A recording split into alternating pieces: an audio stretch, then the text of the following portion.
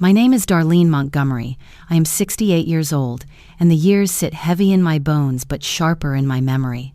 Once, I was a senior accountant at a property firm, a woman people thanked sincerely, who could walk into a room and be looked at as someone who mattered.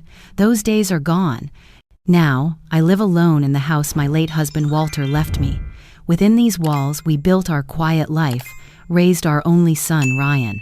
He was my world, and I believed I was his until the day of the wedding I never knew had taken place, until the voice message that shattered me like a glass striking stone. It happened on a Thursday. I was standing in the kitchen, the knife gliding through apples, their pale flesh curling into the bowl. I was baking a pie I promised Ryan cinnamon, not too sweet, exactly the way his father liked it, the way Ryan once begged for it as a boy. The house smelled of warmth, of sugar and memory. Then my phone buzzed. A voice message. Odd, since Ryan and I had spoken that morning. With flour dusting my thumb, I pressed play. She's still here. God, I can't stand that old hag. Once she's gone, the $7.8 million estate is ours. Paris, here we come. The words split the air. My legs did not move. My hands did not shake. But something deep inside me collapsed, something that had endured years of silent giving, of small sacrifices never tallied. I pressed play again, as if hearing it twice might soften it, might make it untrue. It did not. Ryan's voice was steady, cruel in its casualness. And then Lena, her laugh, sharp and bright, like a knife wrapped in silk. They were whispering together, teenagers planning a prank in the dark. But this was no prank. This was my erasure. I stood frozen as the cinnamon burned black on the stove, smoke curling into the ceiling. I did not move to stop it. Instead, I walked slowly into the dining room, to the sideboard where Walter's photograph still sat, his fishing hat tilted, his grin forever crooked. Ryan once looked so much like him. But now he sounded like someone I would never open my door to. I laid my palms flat against the wood of the dining table. I could feel the grooves, the grain, the echoes of decades' birthday candles blown out, Christmas mornings unwrapped, college acceptance letters read with trembling hands. It had also heard my whispered prayers when Walter was sick, and my quiet sobs after his diagnosis. And now it heard something else, the silence of betrayal. And then my voice, calm, controlled, terrifyingly steady, into my attorney's voicemail. Execute the trust transfer immediately. I had set up the clause years ago, hidden, silent, waiting. I had thought it was for illness, for age, for the day I could no longer decide for myself. Never once had I imagined it would be my shield against my own son. That night, I did not sleep. I lay in bed, the lights off, listening to the wind claw at the maple tree outside my window, the same wind that once rocked Ryan to sleep in my arms when he was a baby. My mind replayed the message again and again, Lena's voice rolling the word Paris like it was a prize for outliving me.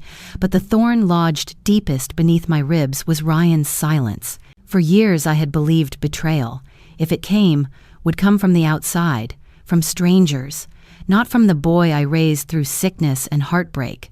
Not from the child who once wept when I scraped my knee in the garden. Yet the message was clear. I was not his mother anymore. I was a burden, a bank account with wrinkles, a formality to be cleared before his future could begin. At sunrise, I rose, boiled water, and poured it into the porcelain teacup I had used every morning since Walter died, a gift from our 35th anniversary, white with hand-painted flowers, its rim chipped from years of use. I traced that crack with my thumb and whispered into the emptiness, "I'm not dead yet, but I might as well be." That was how they spoke of me, like I was already gone, a shadow delaying their life of luxury.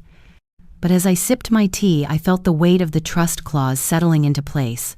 Every penny Walter had left property, stocks, the retirement fund I never touched, was now sealed beyond their reach unless I allowed it. The voice message wasn't only a betrayal, it was a warning.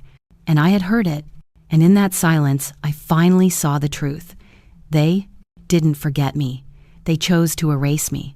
The next morning, the house felt hollow, like a seashell pressed to the ear. I shuffled into the kitchen as I grinned. I had for decades, my slippers whispering against the faded hardwood floor. I moved automatically. Fill the kettle, set the cups, one for me, one for Ryan, or Lena, or anyone who used to sit at this table and laugh over burnt toast or late-night leftover pie. Steam rose from the kettle like a sigh. I took down 2 porcelain cups, matching ones with little violets I'd bought from a market in Charleston. I placed them on the table, added a spoon to each saucer, poured the tea. Then I paused. What was I doing? No one was coming to join me. I stared at the second cup, the one meant for company, meant for love, and I felt the weight of it. My hands were still warm from the kettle, but something inside me turned cold.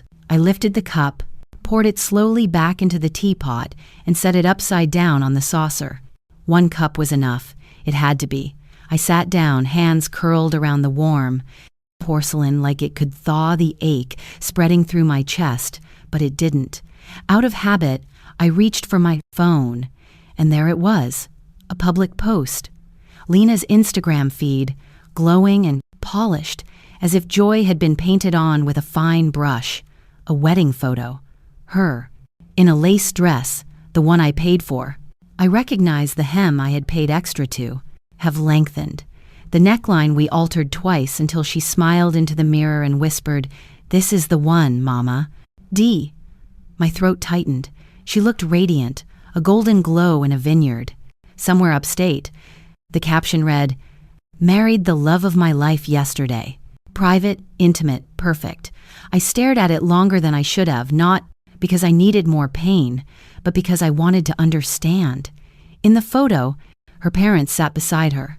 Her mother in a navy gown, her father raising a mound, glass.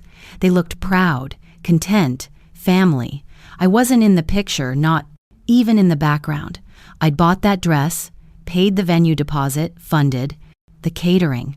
I remembered writing the check, thinking it would mean something, that I was giving not just money, but myself, a piece of my heart stitched into every lace detail. And yet I hadn't been deemed special. Another swipe, another photo, a clip of their first dance. Lena's father twirled, purred gently. Ryan stood in the corner, hand in his pocket, watching with a quiet smile. A part of me expected, hoped, to see some sign of hesitation in his eyes, a flicker of guilt, a glance toward the camera as if searching for the person missing, but he never looked for me. He looked happy. Meanwhile, I sat in a kitchen that had once echoed with his toddler giggles. Now it held only the sound of a ticking wall clock and the soft chime of my spoon against porcelain. I glanced at the fridge, a list of groceries stuck on with a magnet shaped like a strawberry. I had written eggs, flour, vanilla a few days ago. I'd baked shortbread cookies, Ryan's favorite. I'd packed them in a little tin with a bow. They were still on the counter, untouched. I had planned to hand them to Lena the day she left for what I thought was a pre-wedding getaway. But that day had been the wedding. They never said goodbye, just smiled, said they had errands and walked out the door. And I, in my quiet hope, had wished them well. My gaze drifted to the living room where my dress still hung. Pale lavender silk, simple, elegant. I'd had it dry, cleaned, just in case she changed her mind. Just in case there was still time for grace. I rose from the chair and walked over to it, brushed my hand down the fabric. It felt like trying to touch the past. The silence was sharp, not peaceful but pointed, like a silence that had chosen me, one that said, "You are not needed here." I turned back toward the kitchen. The sun had shifted. Light spilled through the window in slanted gold lines, warming the wooden table. I stared at the empty chair, across from mine, and it hit me, not like a punch, but like the slow sinking of realization. I wasn't family. I was funding. I wasn't part of their future. I was just a remnant of their past they didn't have the courage to discard until now, and somewhere between the tea and the silence, I understood what had really been lost. It wasn't just the wedding invitation. It was my place in their hearts, my seat at their table, and like That second teacup I poured and turned over, I finally accepted the truth. I was extra. Not special, just extra. And no one makes room for leftovers at a wedding table. I didn't cry. Not that morning, nor the morning after. But something inside me changed. I walked over to the printer, slid in a fresh ream of paper, and opened a folder I had labeled but never touched. It was titled, simply Ryan and Lena Expenses. 3 years, that's how long I had been, tracking every payment I made to keep their lives from unraveling. I printed every line, every receipt, every invoice, utilities, groceries, rent top-ups, Lena's physical therapy after the accident, Ryan's insurance payments when he was between jobs, the down payment for their hybrid SUV, the entire catering deposit for a wedding I wasn't invited to. Pages and pages slid out of the printer, warm and damning. I stacked them neatly on the kitchen table beside, a small calculator and a half-eaten muffin. I punched in each figure like it was a prayer to clarity. $284,672. That's what it cost me to be invisible. The irony, I didn't regret the money. Not then, not fully. Because when you're a mother, you don't see numbers, you see needs.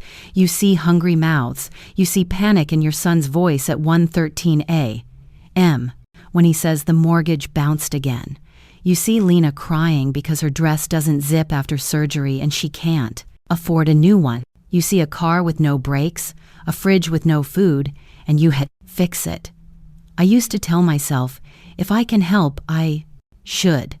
But now staring at that total over $250,000, they heard a quieter voice. And if they never say thank you, if they build a life without you in it, if they look at your generosity and still decide you're not worth a seat, I sat down and for the first time I wrote the truth. Not about the money, but about what it cost me. It cost me the roast dinners I skipped for months just to keep their pantry full. It cost me the new glasses I never bought, the trip to Arizona I always postponed. It cost me the pride I swallowed every time Lena rolled her eyes when I didn't get her influencer talk. Every time Ryan said, "Mom, you wouldn't understand." But this wasn't just about dollars. This was about value. I turned the page to a different document, one I hadn't looked at in over a decade. It was the trust my late husband had established before he passed, tucked away with our estate planner.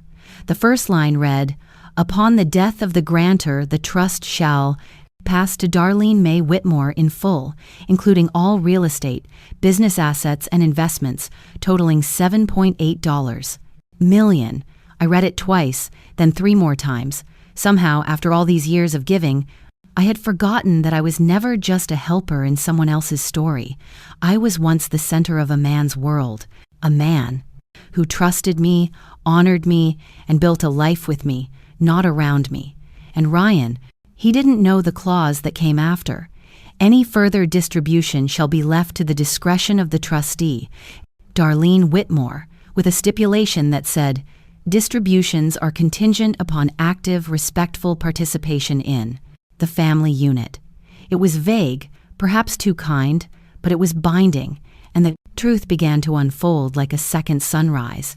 My silence had never been weakness. It had been faith. Faith that they would remember who I was. Faith that love could be repaid in kind. But now I understood something that stung like lemon on an open wound. I wasn't being punished because I gave too little.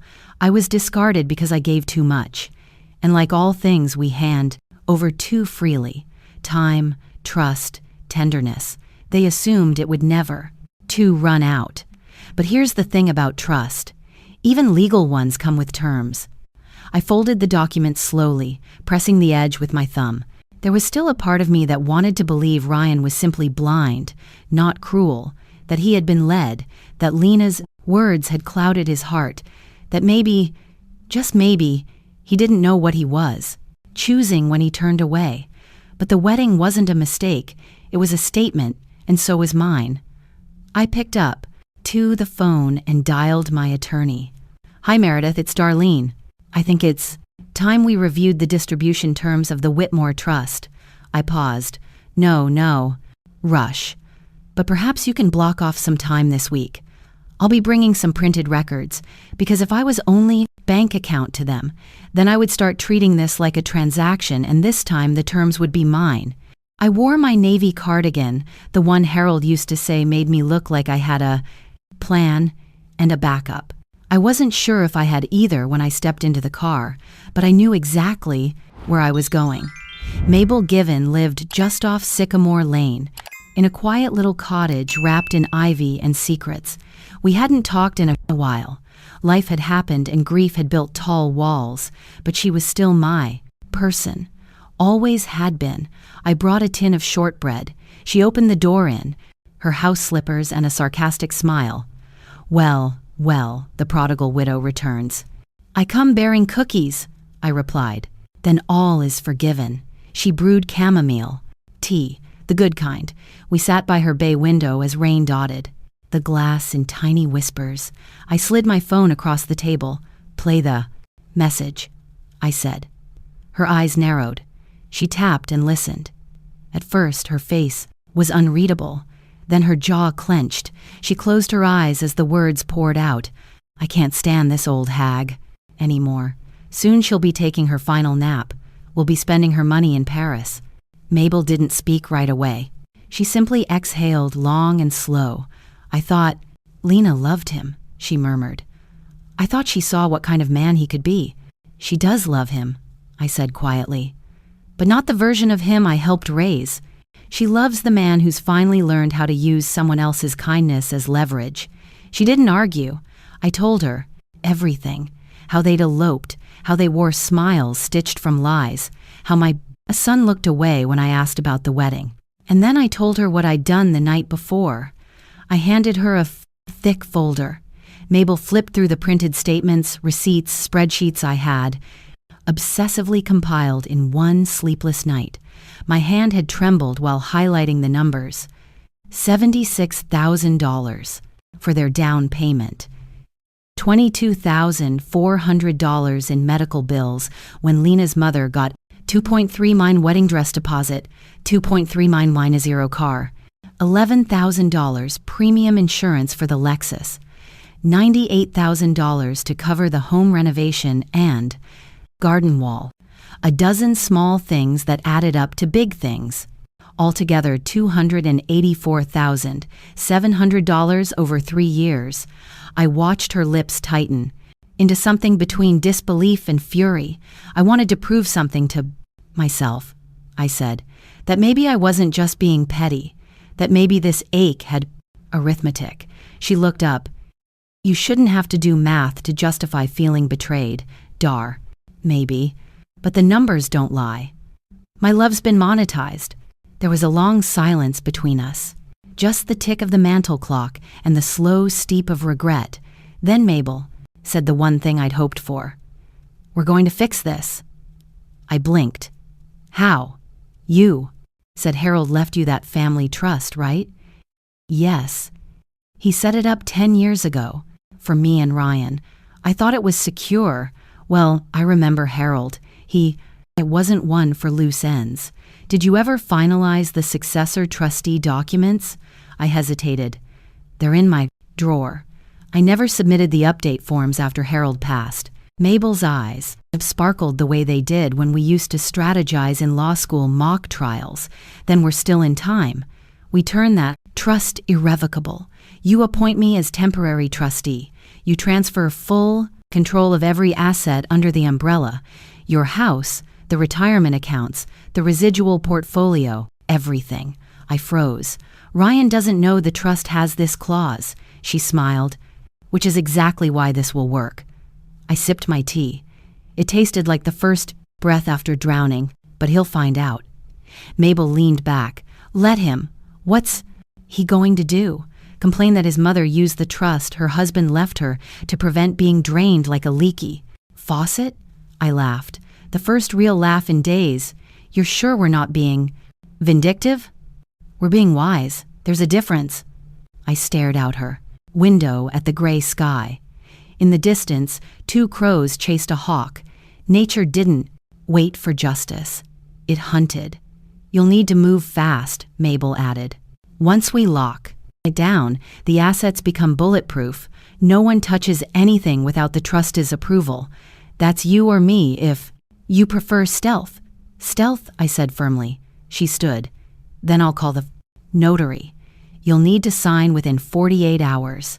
As she disappeared down the hall, I traced the rim of my teacup. The old me might have waited, might have hoped for Ryan to apologize, for Lena to see my worth without price tags, but that version of me no longer existed. It wasn't planning revenge. I was reclaiming peace, one signature at a time. The first thing I did that morning was call a locksmith, not because I was scared. I wasn't. Not anymore. But because I needed a clean slate, a declaration to myself that I would no longer leave the doors of my life open to those who had proven they didn't value being inside. The young man arrived promptly at 9 a.m. He was polite, efficient, and didn't ask too many questions. As he unscrewed the old deadbolt Ryan once installed, I stared at the dull brass finish. I had paid for it just like I had paid for the house it secured, the car in the driveway, and the future they were enjoying without me. I watched it drop into the technician's toolbox with a soft clink. Strange how much lighter I felt hearing that sound. I changed every lock, front door, back door, garage, even the shed. It wasn't about keeping them out. It was about finally recognizing that they had let themselves out long ago. They had just forgotten to take their names off the keys. Then I drove to the bank. The teller recognized me instantly. "Good morning, Mrs. Holloway. What can we do for you today?" "I need to make some changes," I said, handing her my ID. "I want to remove Ryan Holloway from all joint accounts, cancel his authorized access, and update all passwords and verification methods." She blinked. "All right. Do you want to speak with a financial officer to go over everything?" "Yes, Ethan, if he's available." Ethan was a soft-spoken man in his early 40s. For years, he'd handled our family's accounts, always with a respectful distance and a warm smile. He invited me into his office, his eyebrows lifting just slightly when I handed him the folder of documents I'd brought. "You're revoking everything?" he asked, flipping through the pages. "Power of attorney, shared cards, auto transfers." "Yes," I said, keeping my voice steady. "It's long overdue." He nodded slowly, then typed a few things into his computer. I can initiate everything today. I'll just need some signatures," I signed. Pen to paper, stroke by stroke, I peeled my life back into my own hands as he organized the new documents into a crisp folder. Ethan hesitated, then looked up at me. "I hope you don't mind me saying this," he said gently, "but you've helped them live very well for the last 3 years. House, insurance, tuition, wedding deposits. I've seen the wires come in and out. You've carried them through adulthood with dignity." I met his gaze, surprised by the depth in his voice. "But now," he continued, sliding the folder across the desk, "maybe it's time you lived for yourself." That did something to me, not in a grand, cinematic way, not with tears or fireworks or triumphant music. It was softer than that, like the way a room changes when you open a window after a long winter, the way sunlight hits the floor and suddenly you can breathe again. Maybe I hadn't died when Ryan told me I was no longer needed. Maybe I had just gone quiet like an old radio left on a dusty shelf, forgotten but not broken. All it needed was someone to tune it back in. I thanked Ethan and left with my folder tucked under one arm like a compass. Outside, the air felt different, crisper, like it belonged to me again. On the way home, I stopped by the florist. It wasn't intentional. I was just driving, and there it was. Lillian's flowers nestled between the bakery and the dry cleaner. I hadn't stepped inside in years, not since, before Harold passed. But something about that moment made me pull in. I bought myself tulips. Not roses, not lies, tulips, bright orange ones that I looked like fire when the sun hit them. I didn't need a reason. I just wanted something beautiful in my home. When I got back, I set them in a crystal vase, one of the last wedding gifts Harold and I had received, and placed it by the window. The house was quiet, but no longer empty. I brewed a fresh cup of tea, opened the window, and sat down at the kitchen table, this time with only one cup. Mine. No second cup for someone who wouldn't show. No more place settings for those who had already set the table somewhere else. I wasn't dead. I was just beginning. And for the first time in years, I was curious to see where this beginning might take me. The knock was too polite. Not rushed, not nervous, just rehearsed. When I opened the door, Ryan stood there, with Lena on his right, and a man I didn't recognize on his left. The man held a leather briefcase. My gut already. I knew. "Hi, Mom," Ryan said, smoothing his tie. "Can we come in?" I stepped aside. Without a word. They walked in like they still lived here. Lena glanced around the living room and gave a faint smile like she was being patient with a child. The lawyer, a wiry man in a steel gray suit, sat down without asking. He opened his briefcase and began sorting papers, with precision. Ryan gestured toward the seat across from me. "Mom, we've been talking, and we think it's time to make sure everything's in order. Just some paperwork," Lena chimed in, sitting on the arm of the couch like it was hers. "You've seemed a little distracted lately. Honestly, we're just concerned." Concerned? The way she said it made me feel like a cracked vase, delicate, teetering, and ready to be placed on some forgotten shelf. "I'm fine," I said, calmly. "I've just been cleaning up." "Exactly," she said, her voice too sweet. "That's why we brought Mr. Jeffers here." The lawyer looked up. "Mrs. Whitmore, I'm here on behalf of your son and daughter-in-law.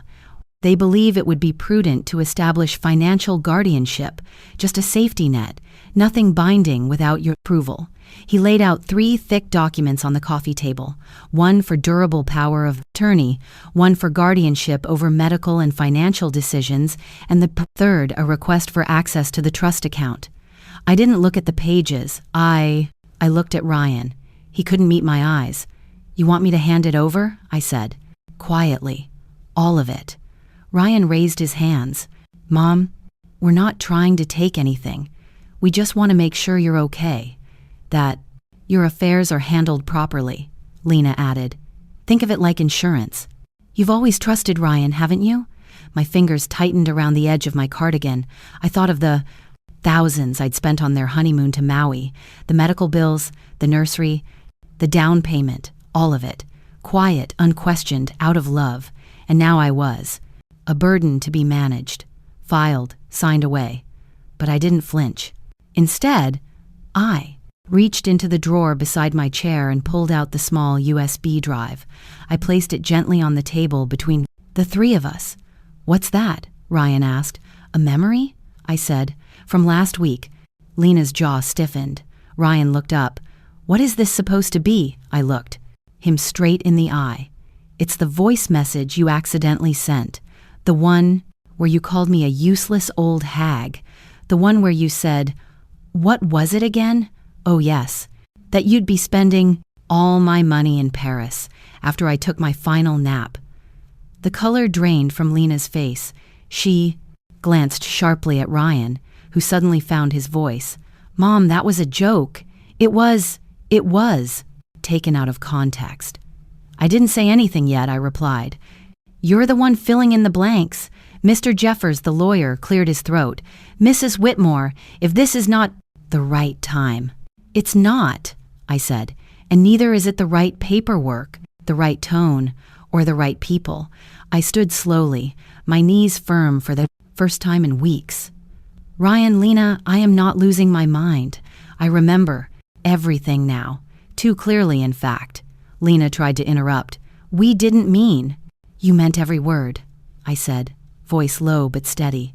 "And now I mean mine." I pushed the documents across the table, watching them flutter to the floor like leaves in the fall. Too late to stop the season from changing. "You can go now." Ryan stood, mouth half open, unsure if he should fight or flee. Lena tugged his sleeve. "Let's go," she whispered, harshly. As they turned to leave, I added one final thing. "Oh, and Ryan," he paused, in the doorway. "Your father's trust isn't what you think it, Island," he blinked. "What do you mean?" I smiled gently. "Ask a lawyer.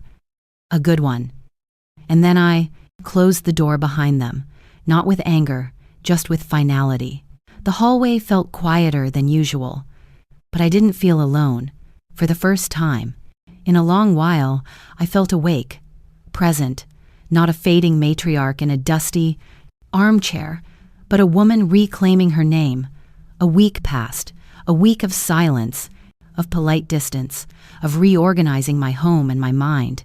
I started spending more time in the sunroom again, tending to my potted gardenias, sipping chamomile, trying to remember what still made me me.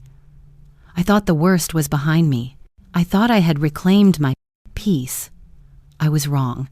It started with a light blinking faintly above the window, a pane near my bedroom door. At first, I dismissed it as maybe the smoke detector, but it wasn't the usual red light. This was different. Blue, subtle, persistent.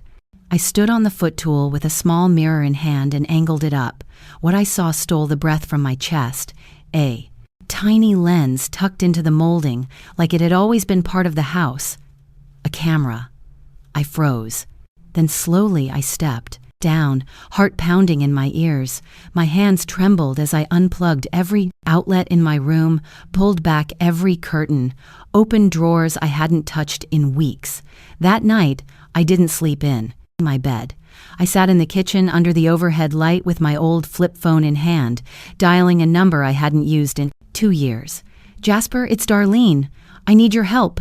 Quietly, Jasper, my late husband's old tech friend, came the next morning with a calm voice and a black toolkit. Within 30 minutes, he found 3 hidden cameras, one in the bedroom, one in the 7, hallway facing the bathroom, and another inside my closet. Each was linked to a cloud account traced to an email address under Lena Whitmore.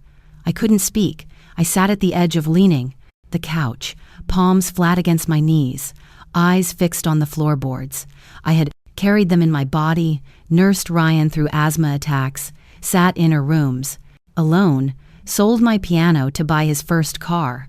I taught him to tie his shoes and make French toast, and now his wife was watching me undress. Sleep exist. This was more than betrayal.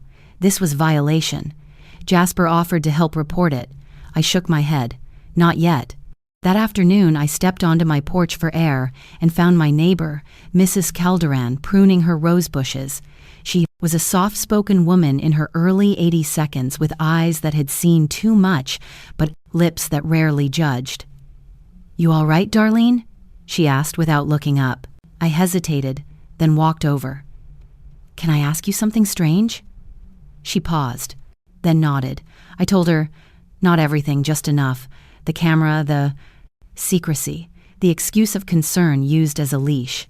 Mrs. Calderon's shears stilled in her hands. "My son did the same thing," she said after a long pause. "He said it was for my safety. Said I might fall and no one would know. But you know what I found out? He was watching to see if I met up with my bridge friends. Thought they were convincing me to change my will." I blinked, stunned. "I changed the locks that same day," she continued. "Took down every frame with his photo. He still sends me birthday cards. I don't open them." We stood in silence for a moment. Just 2 old women with secrets and scissors. Later that night, I opened a dusty box in the attic and found the silver cross necklace Ryan made for me when he was 9, shaped like a child's idea of love, uneven, clumsy, but sincere. I held it in my palm and cried, not because I still loved the little boy he once was, but because that boy was gone, and what stood in his place no longer called me Mom, at least not with love. They said they cared that it was about my health, but it was control gift wrapped in the language of concern. The next morning, I walked through my home differently. I didn't flinch when the phone rang. I didn't check over my shoulder. I simply made a list. And at the top of it, I wrote one word: reclaim. Not just my property, my privacy, my life, and by God, I would.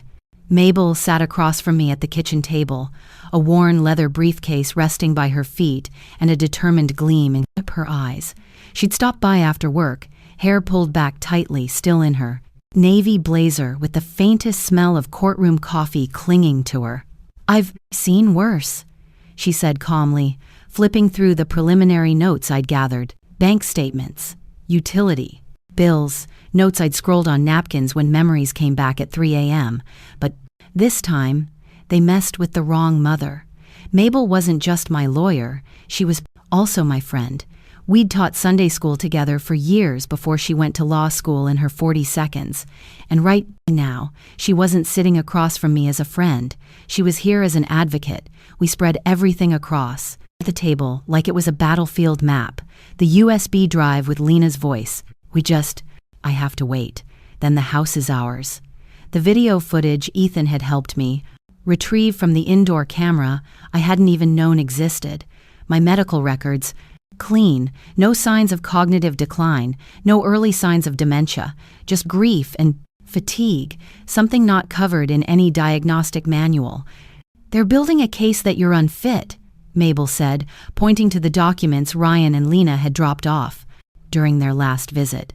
"That you need a conservator, that you're losing it." She didn't hide the disgust in her voice. I looked down at my hands, the same hands that had once held Ryan's when he was afraid of thunderstorms, when he was learning to walk, when he got his first job. These same hands were now being painted as unreliable, unfit, unworthy of independence. "I want to fight," I said, "but I don't want to become someone hardened by revenge." "You're not fighting out of spite, Darlene. You're fighting for your right to breathe, think, and live without being managed like a child." We began organizing files, receipts, letters, calendar notes, witnesses, everything that could show I was not only lucid, but lucid enough to smell betrayal in my own home. While gathering papers in my bedroom later that evening, I opened the drawer of my late husband's nightstand. The same drawer I hadn't dared to touch in over a year. His cologne still lingered in the air, that warm, woodsy scent of cedar and tobacco. My hand brushed past old glasses, a loose button, and finally the letter. It was sealed, marked in his handwriting. If she ever forgets how strong she island, I hesitated, then opened it. "Darlene, if you're reading this, something has pushed you to the edge. I know that look, the quiet storm in your eyes. I fell in love with it, but I also feared the day you'd need it again. If, God forbid, the kids ever turn their backs on you, don't let them define your worth, especially if they see you as a burden. Choose yourself, even if it means walking alone. I love you." See? Tears spilled before I even reached the last line. I pressed the letter to my chest, holding it like a lifeline, like the warmth of him could seep through the paper and into my bones. That night, I called Mabel. "I'm ready," I told her. "Let's file everything. Let's go to court." There was a long pause, then her soft reply. "I knew you'd say that. I've already started the paperwork." The next morning, we scheduled the court hearing. The wheels were in motion now, not just legally, but inside me. I wasn't the same woman who cried silently when Ryan raised his voice. I wasn't the woman who sat still when Lena mocked my memory. I was someone else now, someone my husband had seen even when I couldn't. And as I folded the letter back into its envelope and placed it near my bedside, I whispered to the quiet room, "If they see me as a burden, then they never truly saw me at all." When the envelope arrived, I thought it was just another bill or medical statement, but the seal was from the court. Inside, I found a formal notice. My own son and daughter-in-law had filed a petition to assume legal guardianship over me. In black ink on crisp white paper, it claimed I was no longer capable of managing finances or medical decisions in a rational manner. It took my breath away, not because I hadn't expected a storm, but because they had made it official, because now it was written in the language of courts. I didn't cry. Instead, I opened the front door and stepped outside. The late afternoon sun was low, draping everything in a honeyed quiet. I sat down on the top step of my porch, court, papers trembling in my hands, and I just sat there 20 minutes, not blinking, not moving, just the sound of the birds, a car passing in the distance. I didn't feel weak. I felt something far more dangerous. Still, my fingers traced the sharp edge of the paper. This wasn't just about a piece of property or money anymore. This was about erasing me. I wanted the court to believe I was gone before I was even gone. And if they succeeded, I would lose my rights. My voice, my name, Ryan, my son, the boy. I nursed through bronchitis when he was 8, who used to fall asleep with his head on my lap during thunderstorms. The boy who once told his third-grade class, "My mom is my superhero." Now that boy was trying to tell the government I was too broken to exist on my own. I looked down at the phrase they wrote. Subject is believed to have declined significantly in cognitive function, showing signs of confusion and paranoia. They were twisting my clarity into confusion. They were calling my caution paranoia. They weren't just stealing my estate. They were stealing my dignity. And the worst part wasn't even the words on the page. It was what they meant behind them.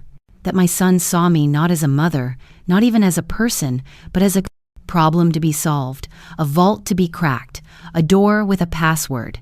"Your mother's love used to be enough," I whispered. "Now they want to change the lock on my heart and install a PIN code instead." Still holding the papers, I stood up, slowly. My knees ached, but I didn't let them shake. This was the moment I realized something I hadn't dared admit before. They weren't going to stop. Not until I was erased entirely, filed under incapable, tucked into some facility where their visits were optional and their control was absolute. They wanted me out of the picture to manage my wealth without the burden of the woman who built it, but I wasn't going anywhere.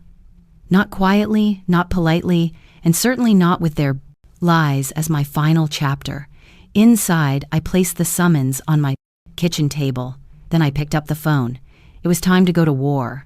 A quiet one, yes, but one I would fight with every ounce of the woman my husband fell in love with, every bit of the mother I had been, and every shard of the woman they wanted to write off. They forgot one thing. I may be old, but I remember everything, and I was done being silent. The court hearing was set for mid-November, and Ryan's petition included the most humiliating statement I'd ever read in my life. Due to her recent surgery, emotional instability, and memory issues, we respectfully request full legal guardianship over Mrs. Darlene Whitmore to ensure her safety and proper management of her estate. It wasn't just betrayal anymore. It was character assassination by my own son. Mabel immediately instructed me to undergo a comprehensive psychological evaluation with a certified forensic psychiatrist, not just to clear my name, but to build a wall of evidence they couldn't climb, couldn't poke through. I remember sitting in the waiting room of Dr. Levitt's office. The walls were painted sage green. A lavender diffuser hummed quietly in the corner. I kept folding and unfolding a tissue in my hand, pressing its edges flat until they tore. When she called my name, I stood tall. I answered her questions with clarity, spoke of my finances, my memory, my daily routines. I even recited the grocery list I'd made that morning and named the president of Bolivia just to be petty. 2 days later, the report arrived. Mrs. Darlene Whitmore demonstrates exceptional cognitive function and psychological resilience. Evaluation shows no signs of impairment, no legal guardianship required or recommended. I read it aloud to Mabel in the living room. She grinned. "Let them try," she said. That night, I sat down with my estate planner. For 20 years, Ryan had been my primary heir, set to inherit everything after me: the house, the land, my savings, the vineyard I never told Lena existed. Every Christmas, I'd tell all myself he's just stressed. Every birthday, I excused their silence as oversight. But I wasn't blind anymore. That night, I changed everything. I Instructed the lawyer to revise my will, remove Ryan and Lena as beneficiaries. I transferred 60% of my estate into a private charitable foundation for aging women with no family. The remaining 40% would be split between my favorite library, the local hospice center, and my lifelong friend Joan, who once paid my utility bill without ever telling me. I thought I'd cry while signing the documents. I didn't, but later, when I did, I went upstairs and opened the old memory drawer. I found myself holding something I hadn't touched in years. A small white handkerchief, frayed at the edges, but neatly embroidered in sky blue thread, with the name Ryan. I stitched it myself the week after he was born. There were tiny ducks along the border. I remembered holding it against his cheek when he had a fever at 3. He used to clutch it in his tiny hands when he was scared. I sat on the edge of the bed, unfolding that handkerchief one last time. I pressed it to my lips. Inhale, pause, exhale. Then I folded it slowly. Once, twice, a third time, just like I used to fold his clothes. I placed it gently in a velvet-lined box, not to throw away, not to destroy, but to put away in a place of memory, not of future. Some things we keep, not because they're useful, but because they remind us we loved and that we tried. The next morning, I walked into the lawyer's office with a clear head and a spine made of steel. I signed the final version of the revised will. My signature didn't shake. As I stood, the assistant asked if I wanted to send a certified copy to Ryan. I paused, thought for a long second, then said, "No, let him find out the way he likes," through paperwork he didn't expect. When I got back home, I walked up to the attic, the place I used to keep baby clothes, holiday decorations, and forgotten furniture. I placed the handkerchief box gently onto a shelf next to my wedding album. Then I whispered, "Mom still keeps you in her heart, Ryan, but not in her estate." And with that, I closed the lid. Ethan, the young man from the bank, showed up at my front door with a hesitant knock and a nervous smile. "I hope it's okay I stopped by." "Mrs. Whitmore," he said, adjusting his glasses. "I know I probably shouldn't get involved, but I've been thinking about what happened, and I want to testify on your behalf if it comes to that." His voice shook a little, but his eyes held steady. I invited him in, poured him some tea, and listened.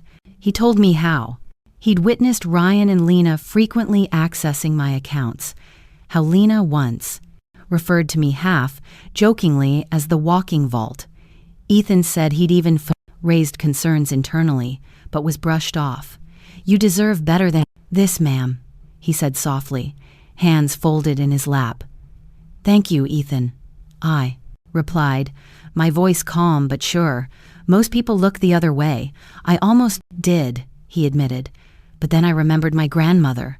She used to say, 'Silence can be its own betrayal.' I couldn't stay silent. I didn't cry. I didn't hug him, but I did place my hand over his briefly, and for a moment I wasn't alone in this. That weekend, Mrs. Calderon invited me over for tea in her garden. She'd heard whispers, as most people in town had by now. We'd both lived on that street for over 30 years, raising our kids in parallel timelines, waving from across driveways, borrowing sugar and stories. I didn't expect the backyard to be full, but there they were, 6 other women, all over 65, seated around the row iron table with teacups and stories folded in their faces. "This is our informal support circle," Mrs. Calderon chuckled. "We call it the League of Unclaimed Mothers." There was laughter, brittle but real. They welcomed me like one of their own, and soon they began to share. Miriam spoke first, eyes glassy. "My daughter moved to Oregon. Left me here with nothing but a voicemail saying, 'I can't take care of you anymore. You're too much.' Mind. Forged my signature," said Clara. "I took out a loan. I didn't even know till the bank called about the debt." Dolores shook her head. "Mine married a man who convinced her I was toxic. Haven't seen her in 7 years." I sat quietly, absorbing every wound, and then someone I didn't know well, a woman named Gladys, leaned forward. She looked at me, not unkindly, but with a furrow in her brow. "Can I ask something, Darlene?" she said, gently. Are you planning to cut your son off completely? I mean, is what this court thing is about?" Everyone turned to look at me. The question wasn't hostile, just honest and raw. You could hear decades of maternal conflict behind it, love laced with disappointment, guilt mixed with longing.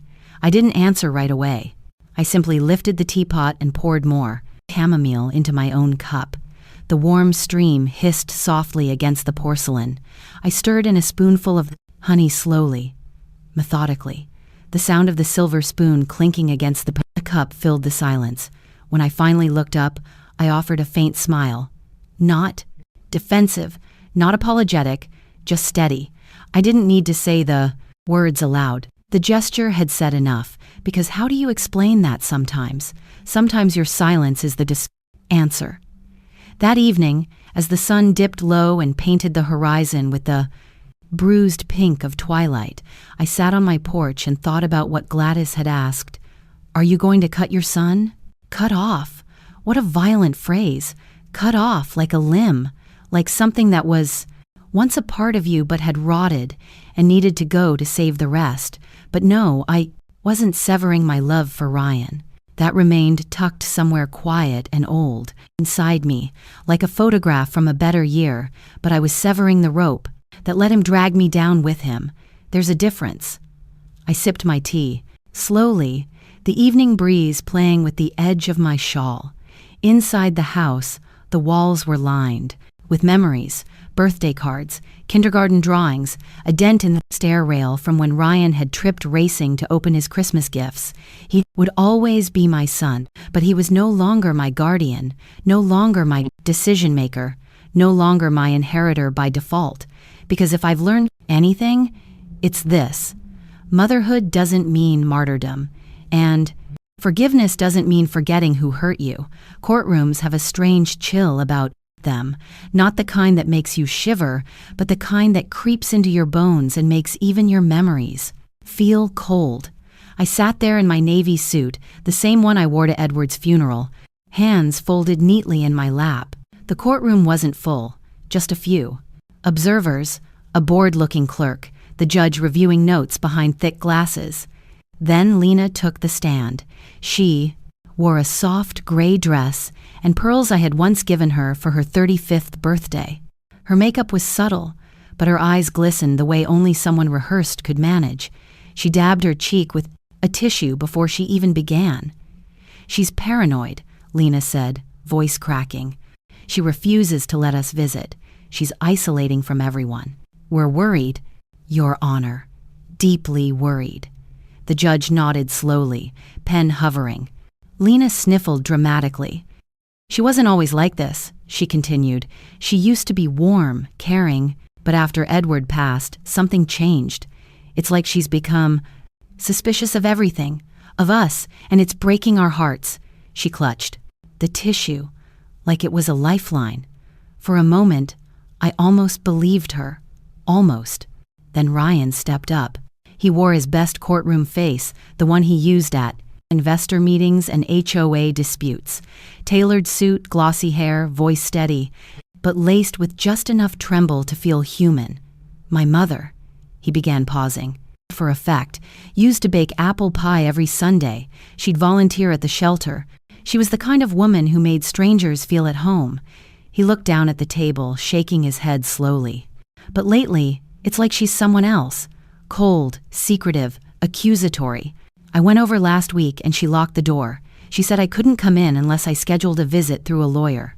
That's not the mother I know." He looked right at me, then held it for a beat. "That's not the mother I love." My hands were calm, but inside something coiled. I didn't break eye contact. I wanted him to see me, not the version he painted. For the court. "Me?" The judge glanced at me. "Miss Whitmore, do you wish to respond now or wait for your attorney's motion?" My lawyer leaned over, whispering that it was fine to wait. I nodded once. "Didn't need to speak." "Not yet." I reached down and tightened my grip on the leather strap of my handbag. My fingers brushed against the small silver USB stick inside. a thin sliver of truth in a sea of performance. That recording, Ethan had made sure it was clear. The phone call, Lena forgot to hang up. Ryan's casual laughter in the background. Words that burned. She'll be out of the way soon anyway. She doesn't need all that money. She barely remembers what day at Island. I took a slow breath. They didn't know I had. I did. They thought this was just a performance. Another moment where they could spin stories and play the roles of heartbroken children before a judge who didn't know our history. Lena kept talking, her voice pitched. Higher now, trembling just enough to sound vulnerable. We tried everything. We brought her soup. We offered to take her to appointments, but she just keeps shutting us out. She's not safe to manage a large estate alone.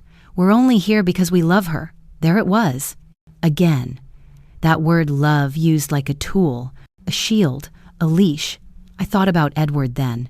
If he were alive, he'd be furious. Not just for me, for what they were becoming. Or maybe what they always were. It was getting harder to tell. The prosecutor shifted in his seat, reviewing paperwork. My lawyer gave me a reassuring nod.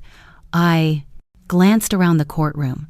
There was a woman in the back row, middle-aged, clutching a notebook, a reporter, perhaps, or just someone curious about the story of an elderly widow whose children thought they could rewrite her life like a contract. I sat straighter. They thought I was weak, fragile, old.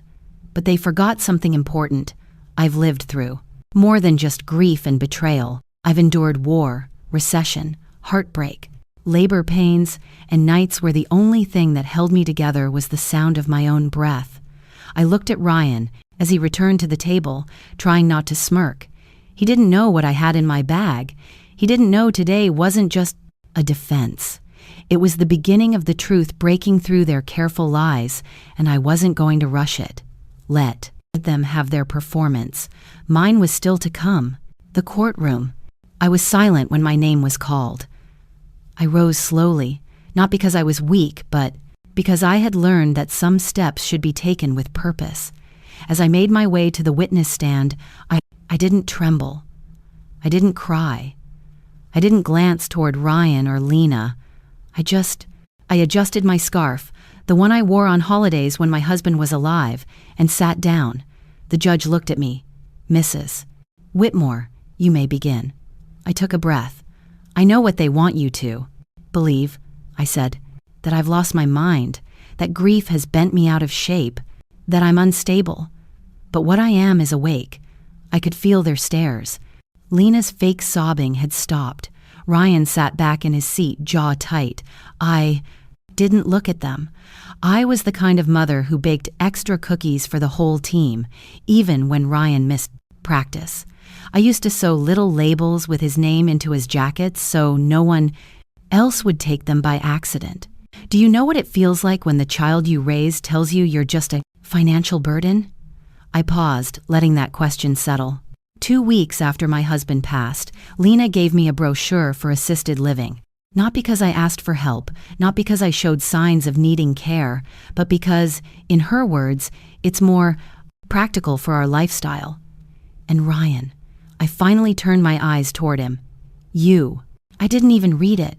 You just handed me a pen. Their lawyer objected, claiming I was emotionalizing. The judge allowed me to continue. I cooked Thanksgiving dinner last year all by myself. I roasted the turkey. I made 3 pies from scratch. And Lena brought a salad and said, "Don't overdo it. You don't bounce back like you used." 2. A soft chuckle came from somewhere in the room. I didn't smile. I wore a blue dress that day.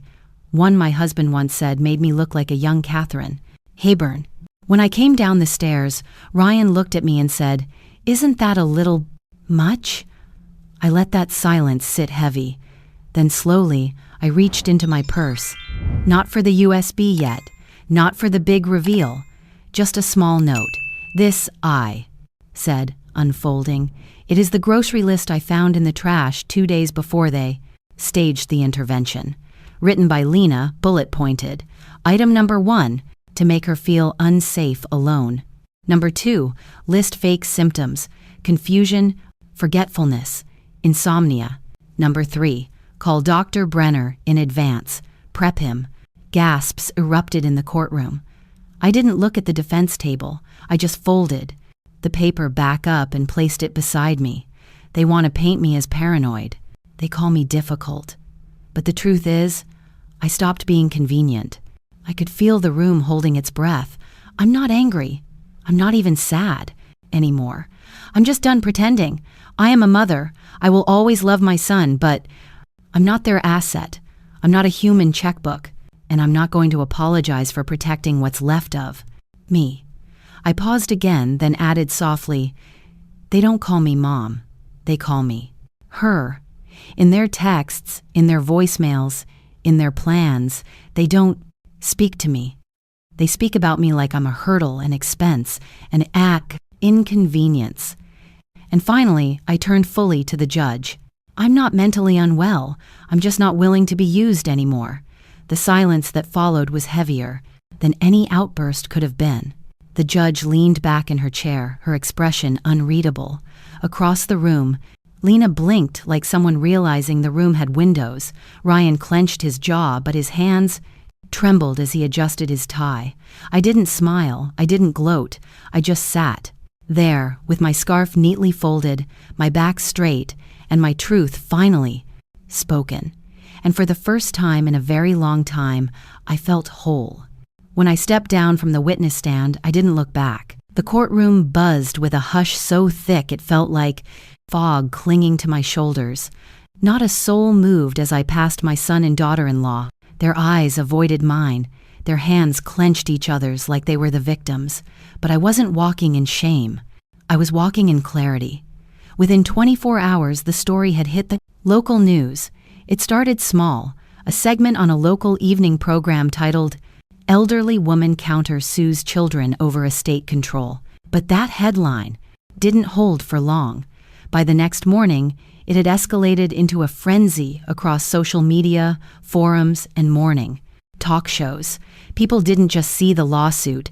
They saw the footage of me in court, composed, measured, telling the truth without spite. And suddenly, everyone had an opinion. The comments were a battlefield.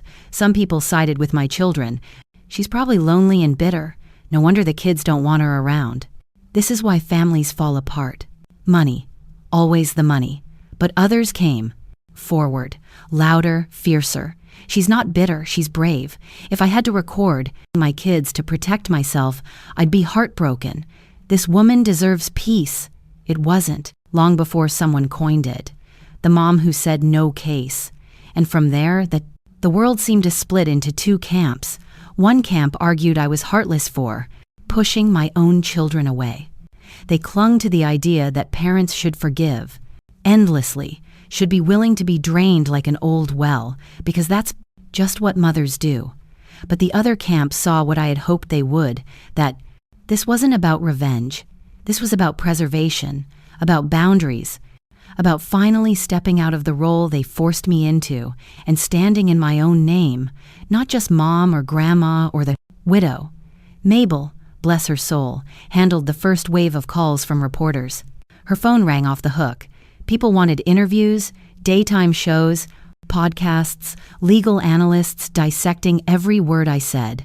I stayed out of it. I didn't watch the news. I didn't read the comments. But Mabel did. And what I didn't tell me. Her expression did. She grew more alert, more protective. She double-checked the locks before bedtime. She started driving by my house late at night just to make sure it hadn't been tampered with. One morning, she confessed she'd received a call that made her voice shake. A stranger saying I'd burn in hell for destroying my children's future. I thanked her, hugged her, and told her what I believed. I didn't destroy anything. I just refused to keep building a house they kept trying to set on fire. But I won't lie and say it didn't rattle me. It did. One morning, I found a torn letter shoved under my mailbox. It read, "Rot alone. No wonder they don't want you." I didn't cry. I just folded it in half, placed it in a drawer, and brewed a pot of chamomile tea. And then I sat by the window with my roses and sipped it. Slowly, I understood something. Then this world will always have people who believe that Mother's silence, that we should go to our graves with our tongues bitten and our dignity buried beside us. But I wasn't raised that way, and I wasn't going to die that way. I wasn't chasing validation. I didn't want to become a martyr or a media hero. I just wanted to breathe, to walk into my kitchen and not feel like every tile was laid by guilt, to tend to my garden without replaying the voicemail Ryan never meant me to hear, to wear my favorite robe and not wonder if I was seen as in the way, to live the last chapters of my life on my terms, quietly, peacefully, honestly. When a reporter eventually cornered me outside the grocery store, young, sharp-suited, with a camera rolling, I paused. She asked, "Mrs. Whitmore, how does it feel to have the entire town talking about you?" I looked her straight in the eye and answered truthfully, "I'm not here to be talked about. I'm here to be free." She blinked. The cameraman adjusted focus, but I was already pushing my cart down the next aisle. People think power is about noise, but sometimes it's just about not explaining yourself anymore. That week, I planted new hydrangeas in the front yard. They were blue, calm, like the silence I'd waited my whole life to earn. And while the world bickered about whether I was a villain or a victim, I sat under the porch light, penning a letter to no one in particular. It simply read, "I don't live to be understood. I live to be at peace." And I meant every word. The courtroom was so quiet you could hear the slow tick of the bailiff's wristwatch. I sat still, back straight, hands folded gently in my lap. The judge was rereading something, brows furrowed, lips moving as he scanned the lines of the final report.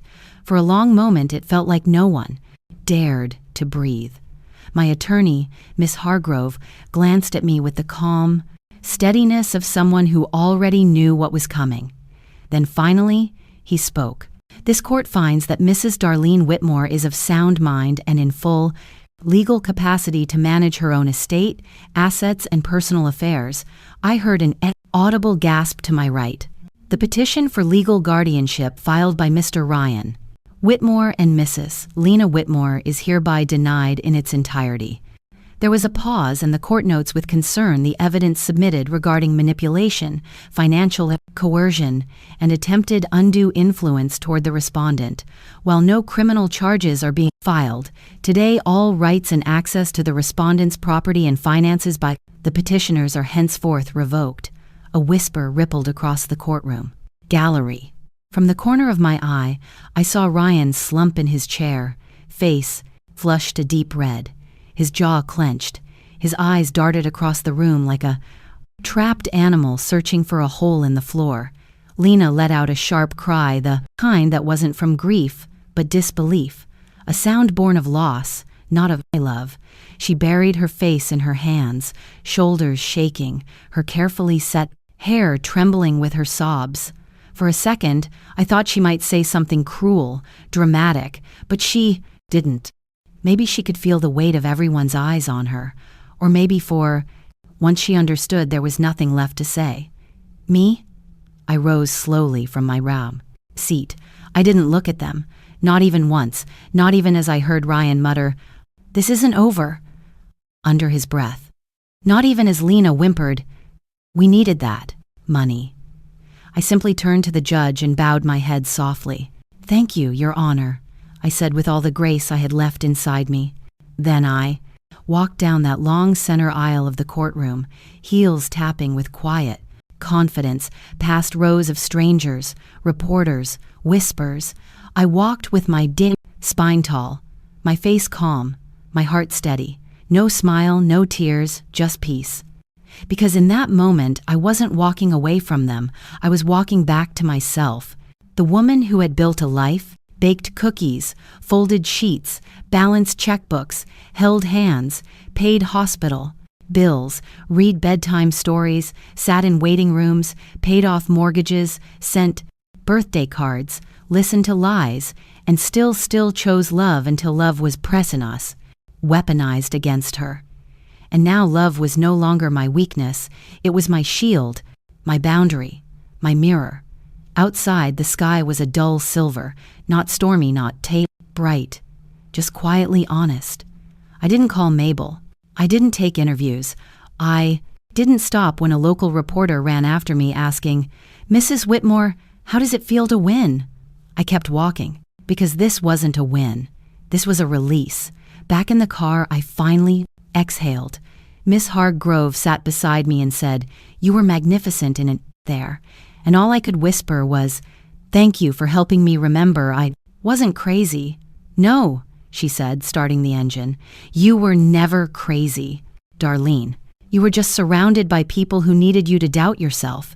And for the first time in years, I allowed myself a small, gentle smile. It didn't last long because I knew the war was over, but the ache would linger. But it was my ache, my story, my name, and they could no longer write it for me." The morning after the court hearing, I packed just one suitcase and quietly handed the keys of the old house to my lawyer, who would handle the transfer back to my name. I didn't tell Ryan. I didn't need to. He would find out soon enough on paper, in bold print, just like he wanted everything to be. But I was done living on his terms.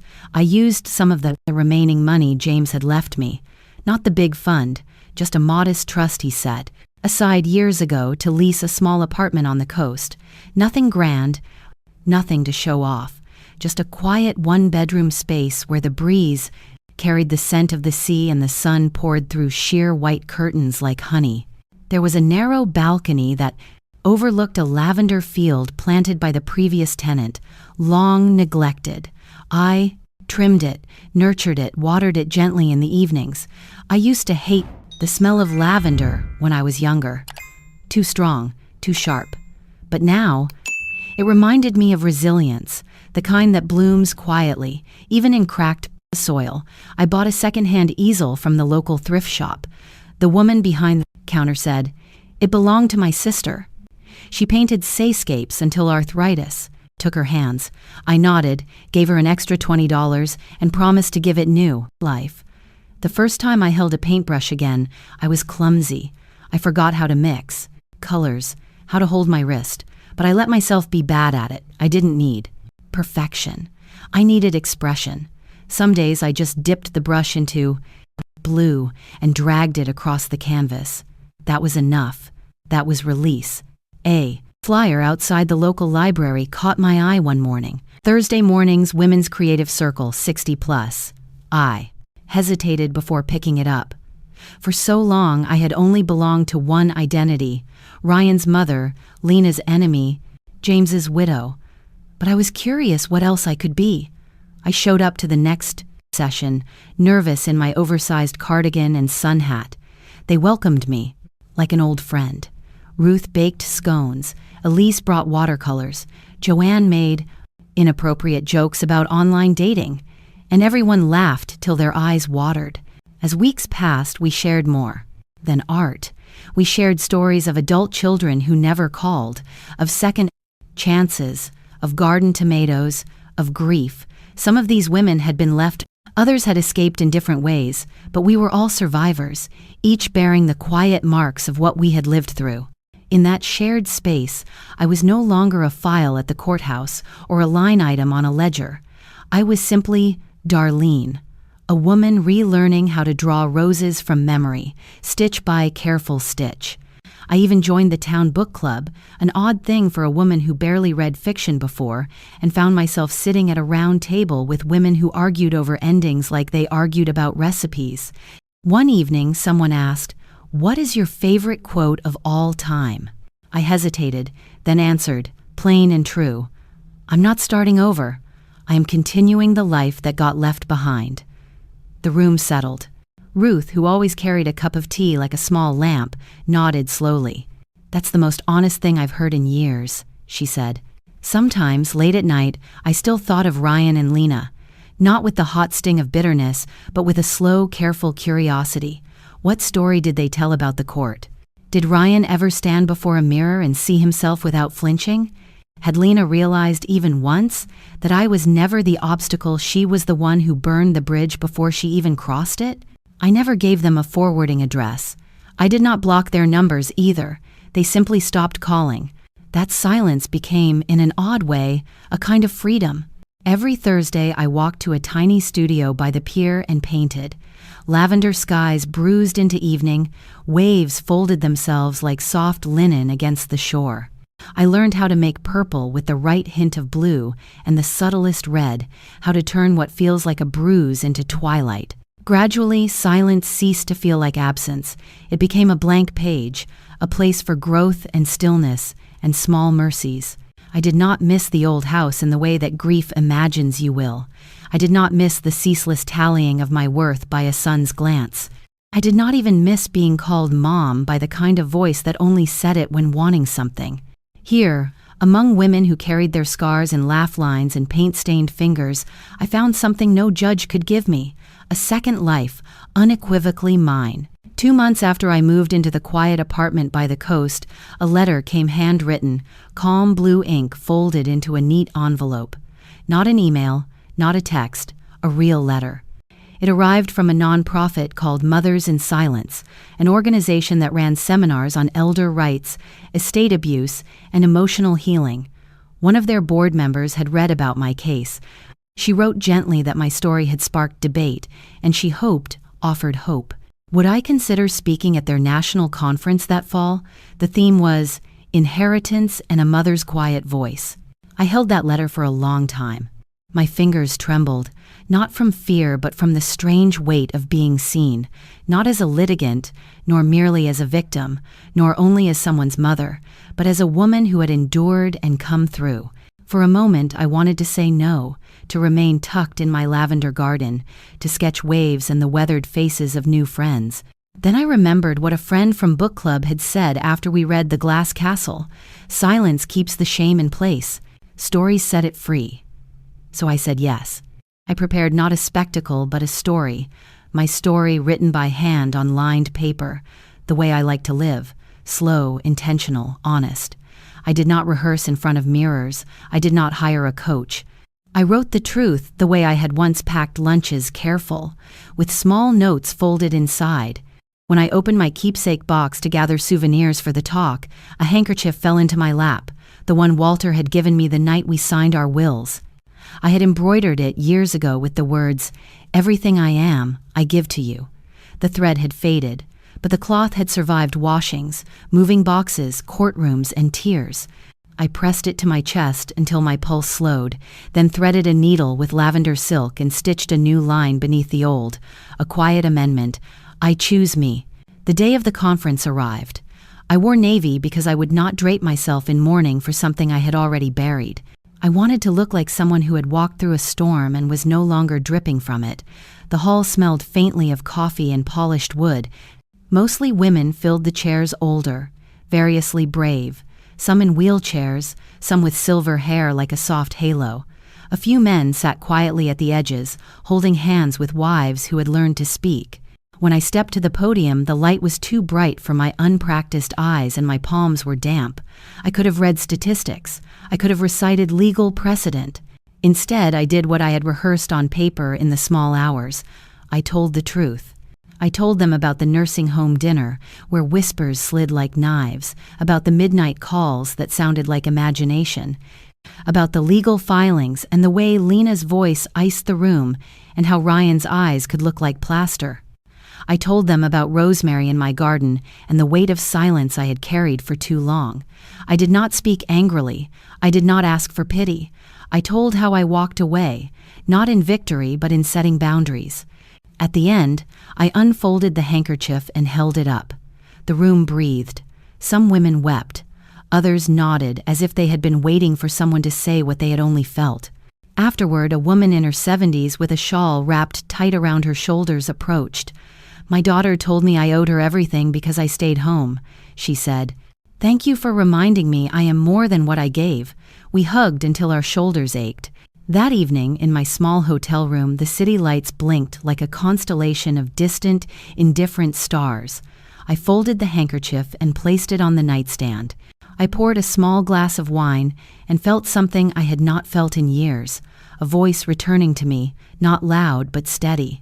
I smiled, not because I had won anything, but because I had reclaimed something I hadn't known. I'd lost my own voice, and for once, I listened to it. Back home, I found a cafe on the boardwalk, where the sea and sky met without a seam, the light dissolving into gentle pewter. The chairs were uneven, the coffee too bitter, the napkins made of recycled newspaper, but it was exactly what I needed. I began keeping a journal again. Its pages smelled faintly of old roses and ink. I uncapped my pen with hands that shook just a little, not from fear, but from the slow lifting of decades of weight. I wrote to the younger me, the one who cried in the laundry room because it was the only place they wouldn't follow, and told her everything she needed to hear. "Dear me," I wrote, "I know you fold their shirts neater than you fold your own dreams. I know you stayed silent to avoid being called difficult or dramatic. You think the day they pushed you out was the end. It was not. It was the opening of the cage." I told her that hope was not a miracle, but a decision, small, steady, and hers to make. Outside, the ocean breathed in and out, indifferent and faithful. The world did not notice my quiet reclaiming. No headlines, no ribbon cutting, only the slow, honest work of showing up for myself. A waitress paused at my table. "Need anything else, ma'am?" she asked. I smiled. "Just the check and maybe one more sunrise tomorrow." Before I left, I flipped to the last page of the journal and wrote a line I had been breathing like a secret for months. They planned their lives around my death. I started living while I still had time. For the first time since the voice message that cracked my world open, I did not feel late. I felt exactly where I was supposed to be, right on time.